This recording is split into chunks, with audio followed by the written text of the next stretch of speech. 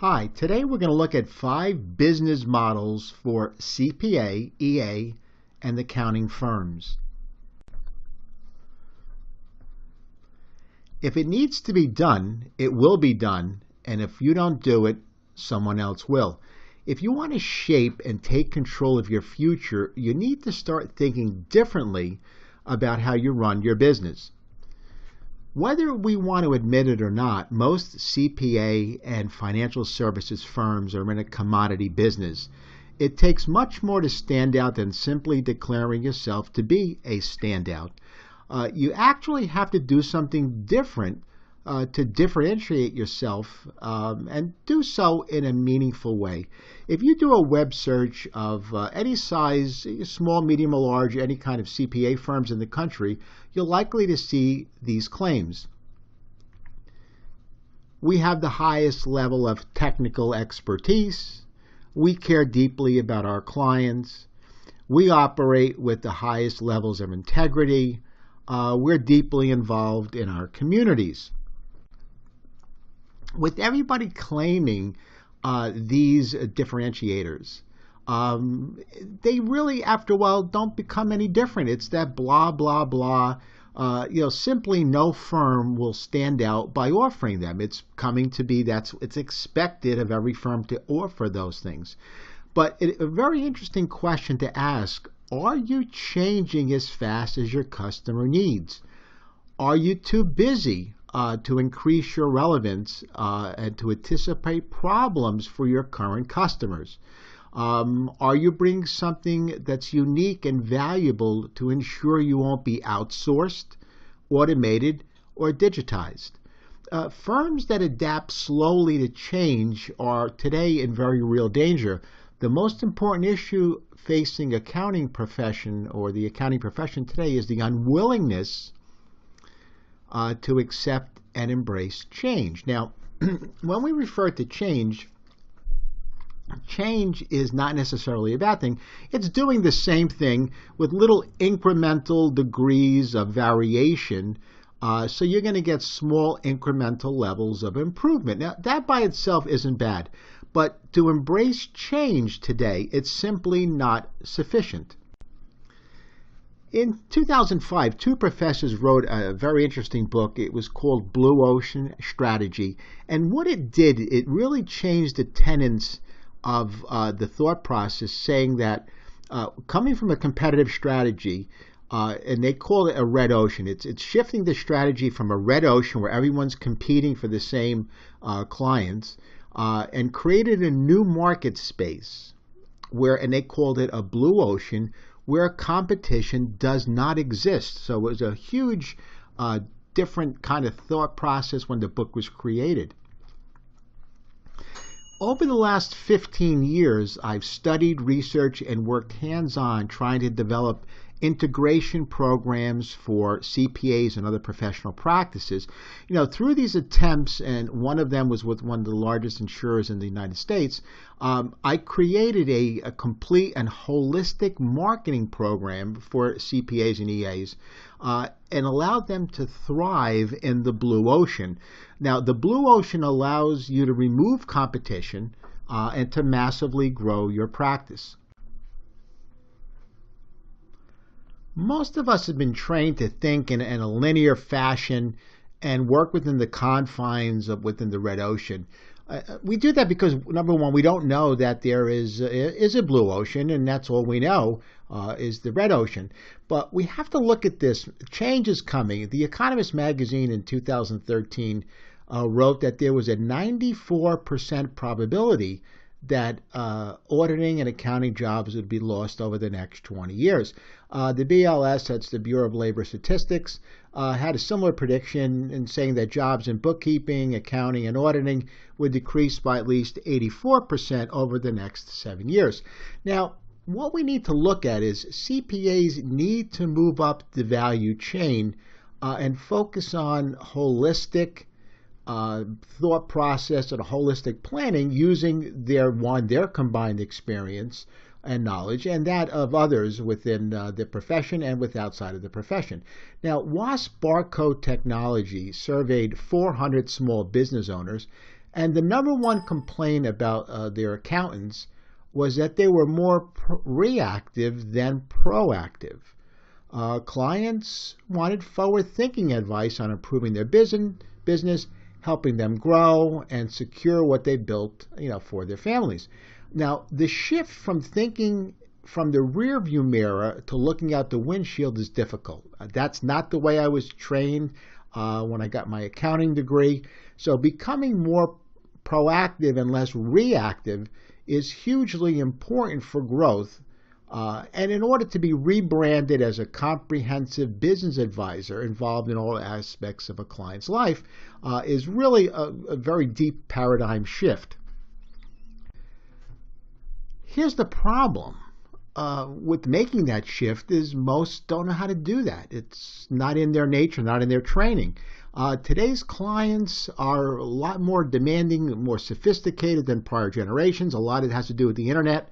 Clients expect professionals to serve them to be equally sophisticated. So if they're sophisticated, they want the people that they deal with to be at least as sophisticated or hopefully more sophisticated. So what happens here, unless the CPAs continuously innovate and add value, they'll ultimately become irrelevant. Now, change is inevitable. Many firms are too committed to archaic ways and fearful to disrupt their own firm working. If it's been working this far, it works, we'll leave it alone. But it's important to realize that disrupting your own firm is probably one of the most important moves that you can make today. Let's take a look at a model of a CPA starting out in his own practice. What you're going to see is on the screen is as simply as a CPA is attracting clients, whether he inherited a few, purchased a few, or developed his own. And as more and more time goes on, he's building more and more clients. Now, what's going to happen through time is that some of these clients are going to they'll age together, or they'll have questions about estate planning, financial planning, Social Security planning, especially as the baby boomers are moving into retirement, healthcare planning, life insurance, qualified plans, succession planning, tax credits, business valuation, on and on and on, including catastrophic illness planning, employee retention, IRA planning, roadmap. It's just a whole plethora of different financial planning or concepts out there, as well as planning within the accounting industry. Now, what's unique about this is what'll happen is because each accountant or CPA is not going to be a subject matter expert in all these areas, he's going to look and go what I call use a referral model. He's going to go out there, whether by referral or just luck or just someone calls, develop business relationships with these different advisors and planners. Now, what's going to change is simply, when you go into the referral model, you have to, at this point, manage many different relationships with all these different advisors. That's going to waste time, be somewhat uncontrollable, and definitely will be most uncoordinated. There's going to be a lot of differing opinions in there, where one advisor may say to do this, someone else will say to do that, and they're not really working in a holistic manner. There's a huge amount of sales hype involved with that. And there's also a lot of confusion between you and the client. The client thinks he needs something. Who should I call? Should I call the CPA, or should I call Bill Jones, the guy that he referred me to? There's a lot of confusion in it with the client. There's also the great risk of losing the client, whether it be just through normal attrition or the advisor, whatever reason, there's some seeds planted in there, and the client goes to another firm, or the client gets a little disenchanted with the referral that you gave out and saying this guy's not as good, I'm not happy there, and you wind up losing the whole thing. Now, what's important when you look at the whole picture, it's not holistic. And that's important for a lot of reasons. Number one, the client is probably not getting the best service possible. but there's also a huge risk of litigation in there, especially with a lot of changes with the fiduciary rule, with the DOL coming soon. That's going to put a whole new onus on making sure these jobs and they're done correctly. Also, it is not maximizing profits, for the firm. Now, what changes with this is when you have a referral model, you're really stuck in the red ocean. You're now competing against other advisors, other firms. It's really no different, and you're becoming more and more of a commodity. Now, one of the other model is going to look at is you're going to take your CPA starting out in practice. He's developing clients, but he's going to say, I'm going to become a subject matter expert on, let's say, for example, financial planning, Social Security planning, life insurance, and money management. We're going to do some AUM in there. So what we're looking at here is a little different model.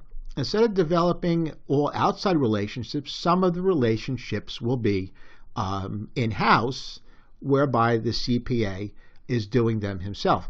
Now, that still leaves all your other, catastrophic illness planning, cost seg, business valuation, qualified, non-qualified plans, tax credits, estate planning, all your other areas of planning out there, still with a referral model. The concept makes sense. You're bringing some in-house, and that's also diluting a little bit of your time to become an expert, obviously, as an accountant in other fields. But what happens now is you're still stuck managing many relationships that waste time. It'll continue to waste time because you have a huge learning curve. Now, obviously, in any industry, there's always changes, innovations. So not only do you have to stay on top of the accounting profession, you have to stay on top of all your other rules and regs and changes in all the other areas. Now, that also, again, is uncontrollable. It's uncoordinated. You'll have differing opinions. What investment house is suggesting to do here. Another one would suggest to do somewhere else. Tremendous amount of sales hype in there. Again, it still leaves you pretty much the same. It's a lot of confusion for you and the client. Should the client call this person? Should he call you? Should you call someone? It's very, very confusing. Again, you have the possibility of losing a client. It's not holistic. You're not maximizing profits in there.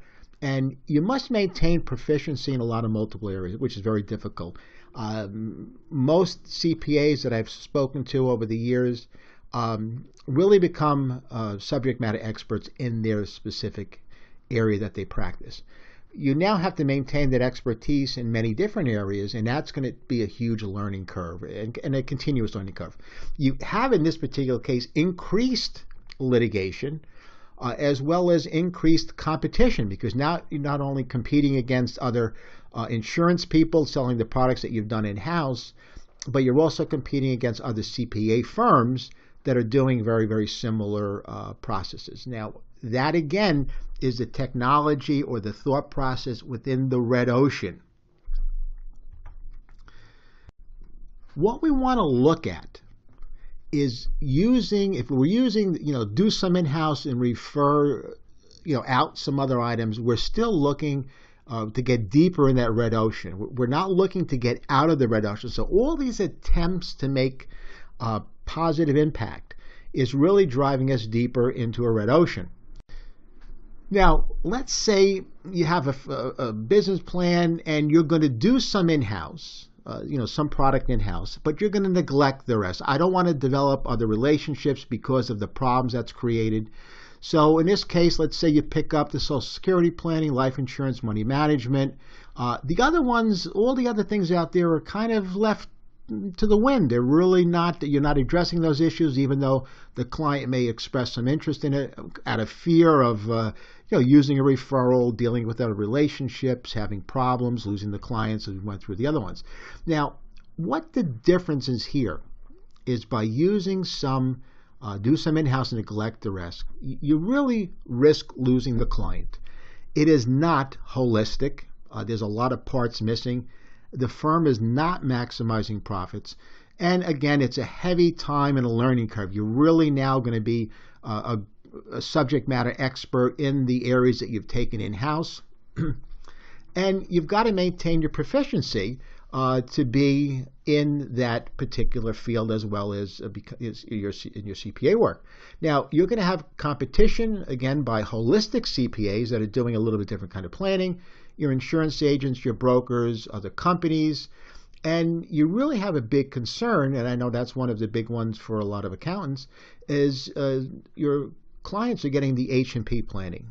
And I refer to it as the hope and pray. Hope and pray that the client doesn't find out what he's missing, and that he's not actually getting into the proper planning. Now that again brings you deep into a red ocean, and there's a huge amount of an increase in litigation to find out, in other words, what you're doing in-house may not be proper, it's unintegrated with some of the other product or other ideas out there. So that also can be a very, very tough position to be in, especially as an accountant. You don't want to get sued by clients for giving wrong information.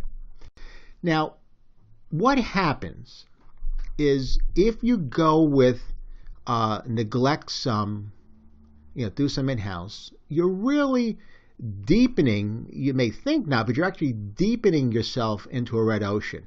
But looking at the next model, we're going to see something a little different. What is this? Say, I am only going to focus on what I've been trained to do, what I'm licensed to do, is I'm only going to do accounting work. What that means simply is I'm just going to do what I do, is my taxes or auditing, or forensic accounting. That's all I'm going to do. I'm not going to do anything else. I'm going to stay with that particular field. What's going to happen is by doing accounting work only, unless you're a very specialized firm and let's say you're a forensic accountant, that's all you're going to do, you, again, risk losing the client. It's not holistic in any stretch of the imagination. There's a lot of parts missing. You're not by any stretch maximizing any profits. There's a lot, again, competition between holistic CPAs, insurance agents, brokers, and companies. Again, we have the H&P planning where the client doesn't discover what he's missing. You're really deep into a red ocean, but now what you maybe sought to avoid in the beginning, you're really very much a commodity. You're now competing on, again, expertise or on price. And that's not an area where we talked about in the first few slides, an area that you're going to have much benefit in, because a lot of other firms, hey, we're the best forensic accountants, or we're the best auditing team out there. You're going to have that. It's going to be very prolific. Now, by doing accounting work only, that again drives you deeper into that red ocean. And as we look at the different models, no matter how much we try, we're still looking to stay within the competition. Where you have competition, we're better than this firm because we offer this product or we offer that. Let's take a look at stepping out of the red ocean and how a model in the blue ocean would actually look. The secret to economic success, as an economist, is to become more valuable in the marketplace. It's more important than ever. We get paid for bringing value into the marketplace. If you're twice as valuable, then you can expect to make twice or more income with the same amount of time and effort. Understanding, however, to bring value to a commoditized marketplace is not done by offering a latte to your clients sitting in the waiting room. It's a newly renovated waiting room around tax time. That's the red ocean thinking. That's why our firm is better. Or, hey, not only do we give you a latte, we know what kind of a pastry you like, and we'll have a sfogliatelle there or a cannoli. That's the red ocean thinking. Value will only come from offering a tangible service that changes people's lives. And this is done by exposing and educating them to services that they may never knew existed or have never been exposed to before. So let's take a look and see what the blue ocean looks like. Again, you're going to have your CPA. He's developing his clients as time goes on. We now are looking at something slightly different. You're looking at a team leader, and that's myself, and I'm the go-to person for the go-to person, if you can kind of follow that logic. The difference here now is that the management of all your relationships for employee retention, tax credits, qualified plans, cat illness, estate planning, life insurance, all your options out there are now managed by one person. The difference is now you can begin to look at your practice at a whole different picture. Practice management theory and your concepts will change. You can go look and become more involved with value-based billing, which is a move within a lot of CPA firms to get paid for what you know, not paid for your dollars and time. You could also now go into new areas. I'm an author. I've written a few books. We can have programs where you co-author an update of my book or write a chapter in one of the books. We can offer business and retirement coaching and legal services within that plan.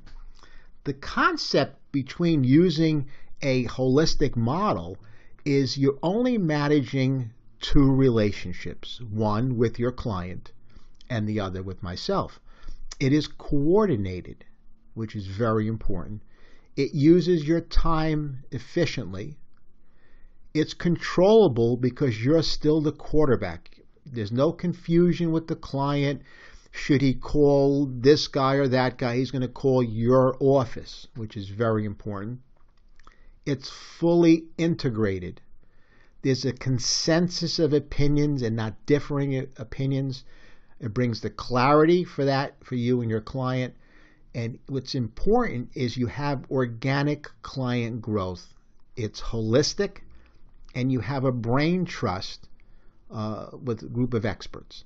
Now, the best part of it is new services could be offered. The firm's profits become maximized. You're locking in your best clients. There's no reason for them to go anywhere.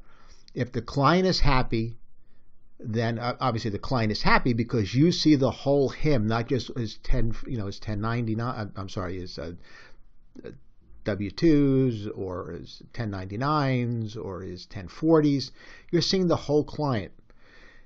And importantly for a firm, you're looking at a reduction in litigation. As we move forward, we're going to see a lot more of litigation out there for advice that's given as these clients become more sophisticated. And that's going to be a very, very huge impact on a lot of decisions that financial services firms as well as CPA firms are going to make in the future. Now, it may sound simple, however, doing so without a model and a business plan is difficult. What we need to look at is something Confucius said, is that I hear and I forget, I see and I remember, I do and I understand. Client education exposure is not, it has to be simple, but it has to be consistent and constant and delivered in such a manner as to dovetail with today's technologies and the client's time. The way we learn or process information today is way different than it was 10, 15, 20 years ago. It's amazing sometimes that I'm old school. When I got my first, I used to call them car phones. I would come home at night, I would take the phone, I would turn it off. And if someone tried to reach me, they would obviously call me at my home number. That word today is like, what do you mean, turn your phone off, call me at home? These phones are on 24/7. People have tablets or smartphones. It's amazing how much stuff is done on these phones. So what we're looking at, we have to approach our clients in a very different manner. It's not going to be as simple as, okay, Google, what is X? Or sitting at a seminar. It entails numerous re-engineered processes, new ideas and sources. Example, if by using the team view, that's going to help see everything in the context of the whole situation. Again, the term is holistic. What we're looking at is there are way too many strategies out there or solutions and ideas that are applied, and there are too many different areas for any one person to be proficient. So what we've found many times is that a good estate plan may be very inefficient for tax purposes or for income purposes. So when you look at the whole piece, you'll see a very, very different picture, and the client will be obviously very responsive. In essence, no matter how you look at it, the best non-team planning will develop many unintended consequences, and the client suffers. There's no way around by doing even the most proficient plan. When you're not looking at it as a team, it's going to create unintended consequences. Creating a strong holistic practice is something that's easy if you have a template to kind of overlay over the practice. The service model really goes much materially deeper. It's a better way of communicating than a lot of traditional financial planning services provide will ever know. It's going to really be a very, very deep level of conversation, a very deep level of commitment. The best part, and really kind of I think that only really matters, is knowing with certainty that you're doing the right job for the client and making their lives better. We have a chance, we have opportunities knocking right now. We're in an industry or a time when clients are looking for one-stop shopping opportunities. If you'd like additional information on how these plans could be integrated, please contact me at joe@realisticeconomist.us, and my phone number is 973-538-9604. Thank you very much. Bye now.